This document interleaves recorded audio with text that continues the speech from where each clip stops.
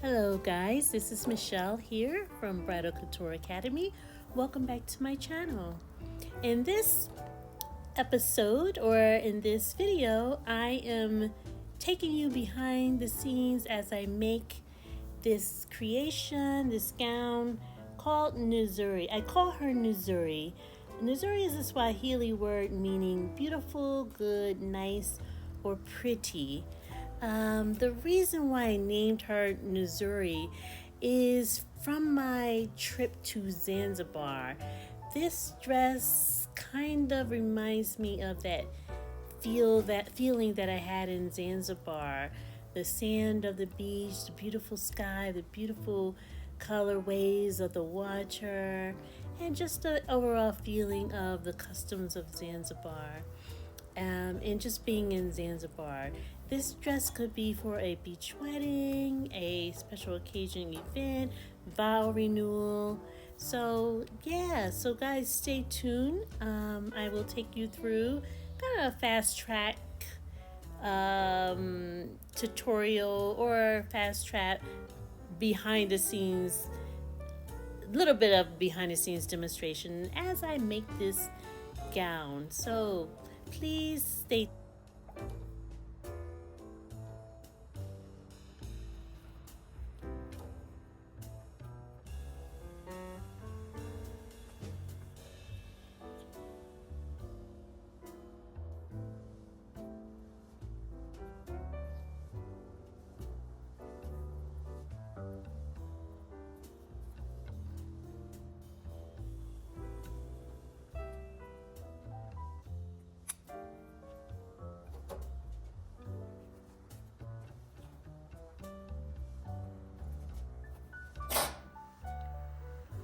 Before inserting the plastic boning, let's sew the edge together of our bodice section.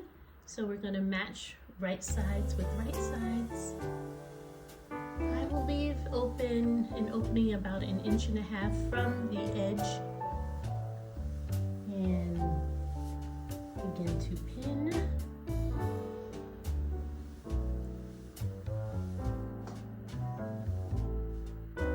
And in doing this, this will also help keep the boning sections. Once you place the bonings in the casings, it will keep the boning from rising up past this sewn seam.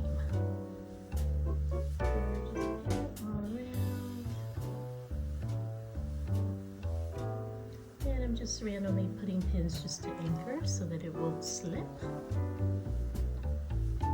And I did clip this edge while I was testing on the mannequin. So just make sure that if you do clip the edge, like all of the fabric and seam allowance is going up in one direction.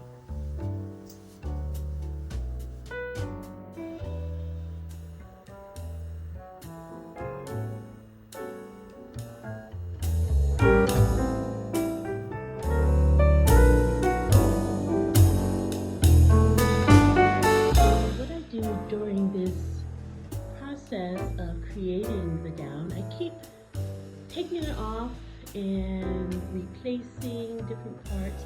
For instance, I took the back of the skirt off. I actually did the godets on the front of the skirt, and it's looking kind of sheer because the lining is not placed into the garment yet. So this is just pinned on the mannequin. This piece underneath, this opaque piece represents the lining. And I place my applique. That's kind of giving an idea of what applique I wanted to use. There was another applique, I'll put it up in a little side note of the other applique, but I thought this one was much richer, and it complements the balance of this ethereal lightweightness, not making it too soft. So let's recap. Let's talk about our patterns that we used to create this stunning gown. Still in its process, but I want to show you the circle. So this is made out of the circle skirt. circle skirt with slashed lines and then inserted triangle godees. So keep in mind the circle skirt was made out of the pattern that was created by using a triangle. The godees were created by a smaller triangle. And let's talk about the underneath part. So underneath there are two layers. One layer is a A-line triangle. Remember our pattern? Our pattern here. Our pattern where we created an A-line shape by reducing the size, pinning out the size. So the top layer is actually a circle skirt, and the underneath tool is an A-line shape. This nude in crinoline will go underneath, and it is the same shape as the A-line shape, so that the underneath part that's closer to the body won't be so much fabric around the wearer's body, so that would be a little bit more comfortable. And remember, our bodice is made out of bodice front, bodice side, and your bodice back seam. We haven't created the pattern for our ruching at the waist or cover bun at the waist, but that will just be a cut layer of triangle. So we will use a triangle shape for our cover bun. And obviously this is our beautiful applique that we have pinned on to the dress, and I think we're going to go with that and maybe do some scattered beads or scattered Swarovski crystals just to give it a little dramatic effect.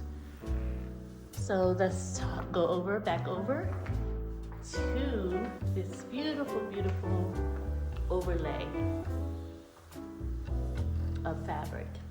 So I'll leave this spread out for now while I create and sew the lining part that will be attached to the underneath lining.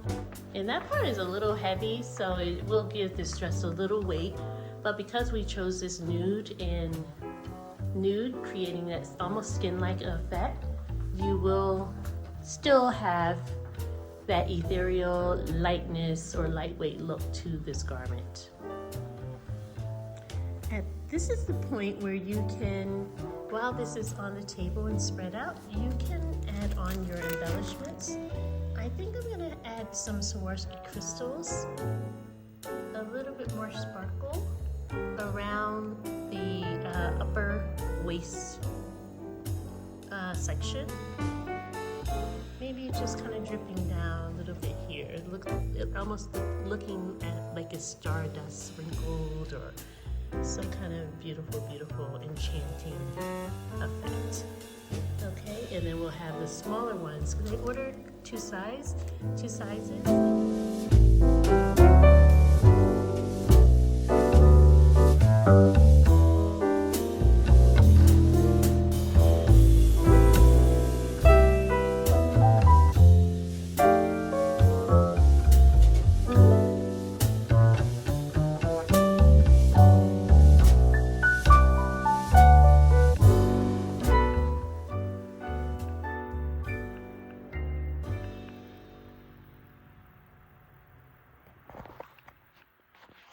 Okay, so we have our crinoline layer sewn.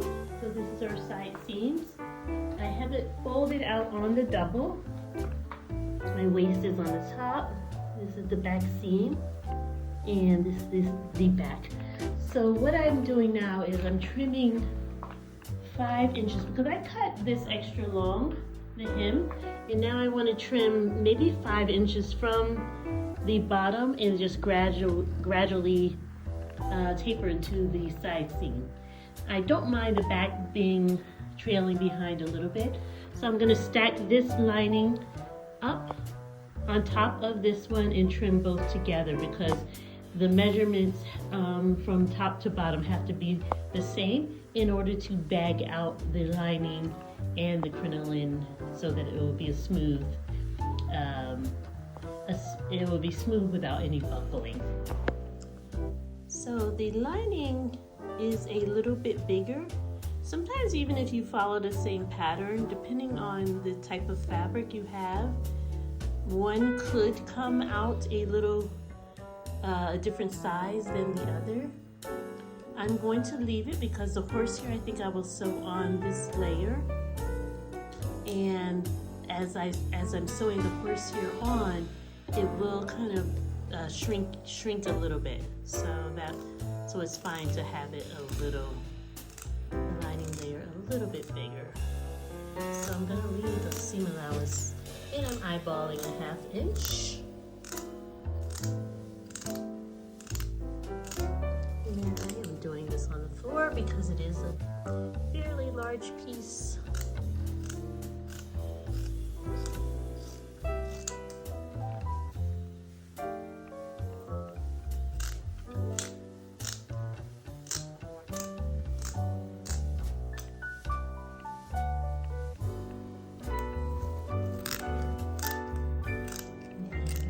Going to begin now sewing the crinoline onto the lining.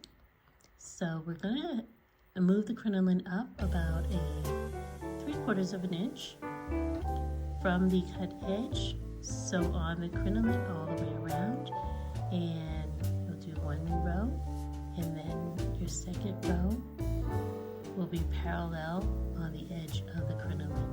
So you'll have 2 rows parallel to one another, and then we'll match right sides to right sides, lining and crinoline, stitch again, and then turn it to the right side. Okay, so off camera I will stitch all the way around and come back.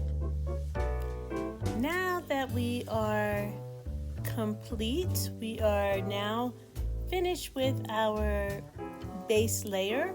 So I just want to show you how just from those 5 basic pieces, so from a circle skirt to an A-line to a bodice front, bodice sides, and bodice back, how those 5 pieces, and is that 4 or 5? And that triangle piece for the cummerbund. So simple shapes that are used to create luxurious wedding gowns. So I just want to give you a demonstration of that. And from this base, nude base that I'm showing you now, you can build upon that. It could be where you add lace fabric, you can add some type of glitter fabric, sparkle fabric.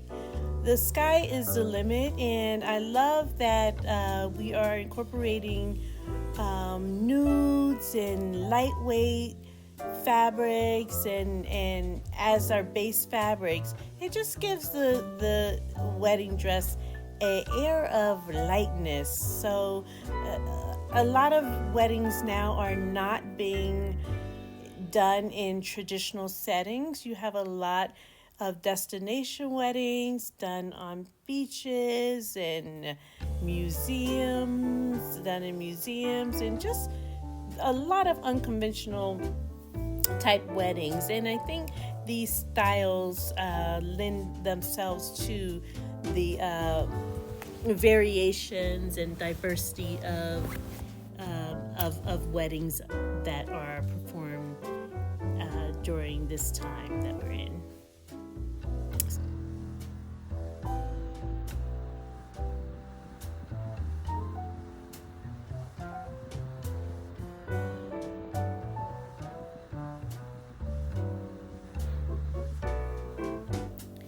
And this is the finished results of Missouri gown. I hope you enjoyed the video. Please, again, like, share, and subscribe. And I'll see you on the next one.